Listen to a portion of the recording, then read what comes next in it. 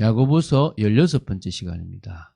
오늘 말씀은 야고보서 2장 17절 18절 2절 말씀을 보고 야고보서 결론을 맺도록 하겠습니다. 이 야고보서를 결론 맺을 수 있는 부분들이 참 감사하고요. 이 시간을 통해서 야고보서 전체를 한번 정리해 볼 수 있는 시간이 되길 바랍니다. 자, 그러면 야고보서 2장 17절 18절 2절 말씀을 한 목소리로 합독하도록 하겠습니다. 이와 같이 행함이 없는 믿음은 그 자체가 죽은 것이라. 어떤 사람은 말하기를 너는 믿음이 있고 나는 행함이 있으니 행함이 없는 내 믿음을 내게 보이라. 나는 행함으로 내 믿음을 내게 보이리라 하리라. 아멘. 하나님께 영광을 올려드립니다. 야고보서 전체를 16번에 걸쳐서 이렇게 다 볼 수 있도록 은혜 주심이 참 감사가 되고요. 야고보서를 대강 어떤 말씀인지는 많이 읽었으니까 알지만 쭉 정리를 하면서 이런 의미가 있구나라는 것들을 보는 시간이 되어서 사실은 또 이번에도 목회자인 저는 은혜를 좀 받았습니다. 은혜를 받았다는 것이 제가 이렇게 좀 말씀으로 세워지는 그런 시간이 되었습니다. 여러분도 그런 시간이 되고 그런 축복의 시간이 되었으면 좋겠습니다. 온전한 믿음에 대해서 제대로 생각해 보라고 얘기했죠. 저는 그런 시간이 되었거든요. 여러분도 그렇게 되었습니까? 그래서 온전한 믿음에 걸림이 되는 것들이 어떤 것인지 또 그걸 또 어떻게 믿음으로 이겨나갈 것인지를 확인하는 저는 시간이 되었습니다. 정체적으로 중요했던 것들이 무엇인지 정리해보고 야고보서를 마무리하도록 하겠습니다. 그래서 한마디로 야고보서 메시지를 요약하면 이렇습니다. 첫 번째, 시련 당할 때의 성도의 자세가 중요합니다. 성도가 세상을 살면서 믿음의 시련을 피할 수 없다는 것입니다. 그래서 늘 당하게 돼 있는 거예요. 우리가 하나님의 자녀고 이 세상이 마귀가 장악한 세상이라고 한다면 이 세상 속에서 사단은 우리에게 시련을 주고 우리는 그 시련을 믿음의 시련이라고, 믿음을 지키기 위해서 당하는 시련이라고 고백합니다. 그때 우리는 어떤 자세가 맞는지를 생각해 봐야 됩니다. 그래서 성도는 시련을 당할 때요, 그것을 기쁘게 달게 하나님 뜻이구나라고 생각하고 받으면 된다는 거예요. 그리고 그러면 그 시련을 극복할 수 있는 지혜와 또 하나님 은혜를 분명히 이렇게 주실 거기 때문에 그것을 간구하라는 겁니다. 그리고 이 고난을 견딘 성경 인물들을 본을 삼아서 인내하면 된다는 거예요.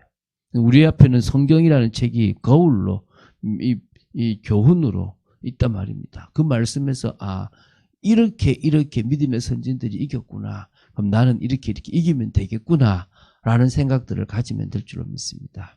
두 번째요. 그런데 시련이 다 사단이 주는 게 아니라 그 중에서 꽤 많은 것들이 결국은 인간의 욕심에서 그런 모든 시험, 다시 말하면 이 템테이션이 되어지고 그것 때문에 결국 우리는 넘어질 때가 많다는 것을 알라는 것입니다. 사람들은 때로요, 이 죄의 유혹을 당할 때에 하나님께서 자신을 시험한다라고 생각을 하는 거예요. 그래서 이 죄의 책임을 하나님께 돌리고 자신은 지금 억울하다라고 생각을 하고 있고 하나님 앞에 지금 정말 막 왜 이렇게 하셨냐라고 원망을 하고 있을 때가 있다는 거예요. 그때 이 야고보는 이야기합니다. 시련이 분명히 믿음의 사람에게 오는 건 당연하지만 그 중에서도 자기 욕심에 이끌려서 시험당하는 경우들도 꽤 있다는 거예요. 그래서 그것이 하나님은 누구에게도 시험을 주시지도 않고 당하시지도 않는다는 거예요. 결국 자기 욕심에 이끌려서 시험을 당하고 그 욕심이 잉태한 즉 죄를 낳고 죄가 장성한 즉 사망을 낳는다는 사실을 기억하고, 그렇다면 우리는 뭡니까? 결국 이 욕심이라는 내 죄의 본성을 우리가 컨트롤하지 않으면 안 되거든요. 이걸 어떻게 컨트롤합니까? 안 돼요. 절대 안 하고 싶은데 하고 있어요. 나는 이렇게 하고 싶은데 안 하고 있다니까요. 그래서 성령의 능력으로 들어가야 되는 거예요. 성령의 능력으로 들어가야만 내면의 욕심을 이길 수 있는 거예요. 그래서 성령의 능력으로 들어가야만 하나님의 말씀에 순종하는 삶을 진정으로 살아갈 수 있다는 거예요. 그게 좀 두 번째였습니다. 세 번째는요, 참된 경건은 말씀에 순종하는 복음적인 삶으로 이어진다는 거예요. 하나님을 향한 사랑과 하나님을 향한 경외심 두 가지를 다 가진 게 경건이라고 그랬습니다. 그건 칼빈이 말했다고 그랬죠, 제가. 그런 의미에서 경건을 본다면 하나님을 향한 올바른 신앙이, 올바른 믿음을 가진 것이 뭐죠? 진짜 경건인 거예요. 그렇다면 우리는 이 말씀에 순종하는 복음적인 삶을 사는 게 중요한 거예요. 자, 환난에 처한 고아와 과부를 돌아보고 자기를 세속에 물들이지 않게 하고 악을 내어버리고 말씀을 온유함으로 받고 순종하는 그 모든 가장 하나님의 자녀다운 삶을 살아가는 게 뭐라고요? 우리가 결국은 참된 경건의 삶이라는 거예요. 그런 의미에서요, 외적으로 잘하는 게 아니라 그럴 수밖에 없는 중심이 중요하잖아요. 저 역시도요, 정말 말도 안 되는 소리를 하는 경우들이 사실 있어요. 근데 제가 그거를 저한테 주신 하나님의 음성인가 생각을 해보면 아닐 때가 있더라는 거예요. 그러면 뭐죠?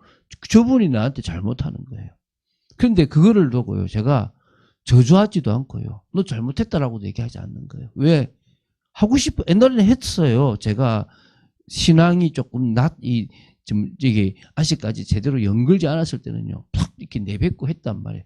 제가 잘하는 게 그런 말로 사람 이렇게 공격하는 거였거든요.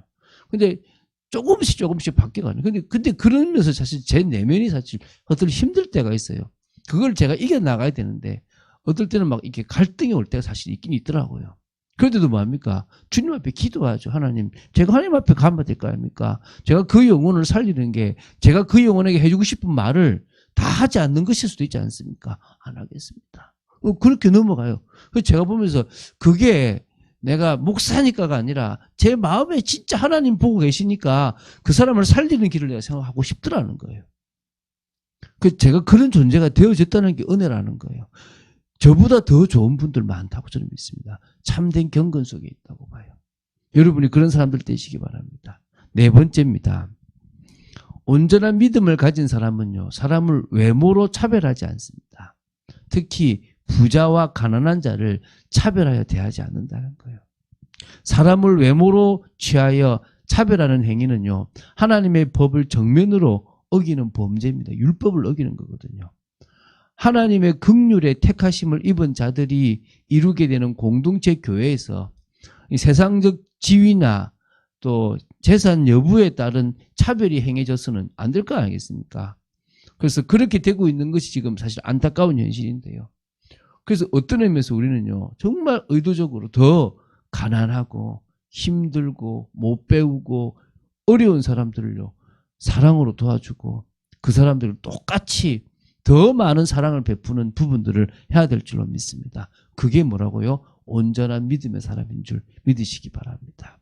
오늘 이제 그 본문을 읽었던 것과 똑같죠. 행함이 없는 믿음. 그걸 다른 말로 뭐랬죠? 순종이 없는 믿음은 온전한 믿음이 아닌 죽은 믿음이라는 거예요. 믿음이 있노라 하면서 행함이 없는 믿음. 곧 입으로는 신앙 고백을 하지만 삶에서 그 믿음에 맞는 그런 증거 있는 삶, 증명되지 않는 삶이라면 그것은요, 기만적인 믿음이라고 볼 수밖에 없는 겁니다. 그래서 그 자체로 죽었다라고 야고보서는 이야기하고 있습니다. 정말 구원을 받았을까라고 고민할 필요도 없어요. 왜? 잘 보세요. 믿음으로 구원받아요. 그렇죠? 근데 그 믿음이 있는지 없는지 그 사람의 삶에 드러나요. 예를 들면 내가 하나님을 믿으면 돈이나 모든 걸 넘어설 거잖아요. 근데 내가 하나님을 안 믿고 돈을 믿는다면 돈과 하나님을 결정할 순간에 돈을 결정하는 거예요. 그럼 그 사람이 믿음이 있다라고 할 수 있을까요? 어떤 건 있을 수도 있고 없을 수도 있겠죠. 모릅니다. 그럼 그렇게 얘기하죠. 야고보 기자는. 너희들이 진짜 행함으로 말미암아 믿음이 증명되지 않는다면 너희들이 구원을 받을 만한 믿음이 되겠냐라고 묻는 거예요. 죽은 믿음으로 어떻게 구원받을 수 있냐라고 묻는 거예요. 오늘 저와 여러분이 정말 하나님 앞에 믿음이 증명되어지는 축복이 있게 되기를 바랍니다. 이게 정말 중요한 거거든요. 결국 믿음으로 구원받아요. 근데 그 믿음이 있는지 없는지는 말로 아는 게 아니고 그 믿음에 따르는 순종을 알 수 있다는 거예요. 오늘 명심하신 여러분 되시기 바랍니다. 여섯 번째가 뭐냐 그러면 믿음의 사람은 혀의 사용을 올바르게 한다는 거예요. 믿음이 있는 사람은 언어의 사용도 다릅니다. 자, 이게 자꾸 바뀌어져 가고, 이제 자식들에게나 가족들에게도 자꾸 믿음의 말들을, 남들에게도 그렇게 하지만 이제는 여기도 혀를 더 하고 있거든요. 그러니까 말들의 재갈을 먹이는 거, 배의 키, 또 큰 나무를 태우는 작은 불, 이런 비유를 통해서요, 인간의 혀가 지니는 강력한 영향력을 표현해 놨어요. 함부로 말하는 사람은 온전한 믿음의 사람이 아니라고 보면 된다는 거예요. 혀를 잘못 사용하면 모든 것을 다 살라버리고 결국은 그것은 저 지옥불에서 오는 것하고 똑같다는 겁니다. 그러면서 얘기하잖아요. 샘이 한 구멍에서 단물과 쓴물을 낼 수 없듯이 한 입으로 축복도 말하고 찬송도 말하고 저주도 말하는 것 자체가 말이 안 된다는 거예요.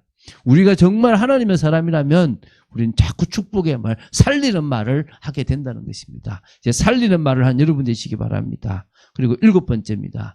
믿음의 사람은요, 세속화되는 부분을 늘 경계해야 되는 겁니다. 싸움과 다툼, 그 모든 것들은 정욕으로부터 난다는 거예요.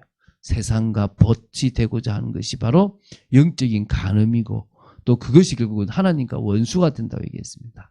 그러므로 우리는 하나님이 주시는 큰 은혜를 사모하고 하나님의 말씀에 복종하고 마귀를 대적해야 된다는 거예요. 그래서 세속화되는 것, 이게 잠자는 거예요. 길들여져 버리는 겁니다. 우리는 깨어나야 될 줄로 믿습니다. 그래서 여러분 정말 하나님을 가까이 하면 하나님께서 가까이 해주실 줄로 믿습니다. 세속화되지 않기 위해서 한 마음을 가지고, 두 마음이 아니고 뭐요? 한 마음을 가지고 주 앞에서 자신을 낮추라고 얘기하는 거예요. 맞아, 8번째입니다. 믿음의 사람은요, 5장이죠. 믿음으로 기도하는 생활을 지속해야 된다는 거예요. 야고보서는요, 기도해야 할 것과 미혹되어 진리를 떠난 자들을 돌아서게 하는 삶을 살라고 권합니다. 그래서 결국은요, 온전한 믿음의 사람은 딱 2가지에 방향 맞추는 거예요. 자기 인생을 기도로서 풀어가는 거고요, 자기 인생의 방향을 사람을 살리는 쪽에 쓴다는 거예요. 그런데 그 사람의 기준은 뭐냐면 이른 비와 늦은 비를 기다리는 농부처럼. 왜요? 열매를 맺기 위해서. 주님의 강림하심을 기다린다는 거예요. 주님의 강림이 가깝기 때문에 모든 상황에서 고난을 오래 참음으로 이겨나간다는 거예요. 그래서 그런 부분에 중요한 것이 기도고요. 기도와 찬송의 삶이 지속된다면 엘리야와 같은 역사를 보게 되는 믿음의 기도로 환경을 바꾸고 현실을 바꿀 수 있다는 거예요. 그 기도로 이제는 뭡니까? 미혹된 영혼을 살려나가는 삶을 살아가게 될 줄로 믿습니다. 2023년 기대되지 않습니까? 온전한 믿음으로 믿음의 삶이 사라져가는, 빛의 자녀로서 빛의 열매를 맺어나가는 그런 삶들이 기대되지 않습니까? 하나님께서 분명히 우리에게 그런 일들을 하게 하실 줄로 믿습니다. 그런 축복을 누리는 여러분 되시기를 주 예수 그리스도 이름으로 축원드립니다. 주는 그리스도시요 살아계신 하나님의 아들이심을 고백합니다. 야고보서를 볼 수 있도록 지켜주심을 감사합니다. 이 말씀을 좀 더 깊이 있게 볼 수 있도록 저희들을 주장하여 주시고 인도하여 주심을 너무나 감사드립니다. 저희들이 온전한 믿음의 사람으로, 그것도 순종 행함이 있는 믿음의 사람으로 서기를 간절히 소원합니다. 그리고 그 믿음의 삶에 맞는 여러 가지 경계해야 되거나 집중해야 될 부분들을 알려주심을 감사합니다. 늘 깨어서 집중하고 이 야고보서를 우리가 깊이 있게 볼 수 있는, 또 늘 묵상하는, 그래서 믿음의 삶이 무엇인지를 아는 저희들 되도록 지켜 주시옵소서. 주 예수 그리스도 이름으로 기도드립니다. 아멘.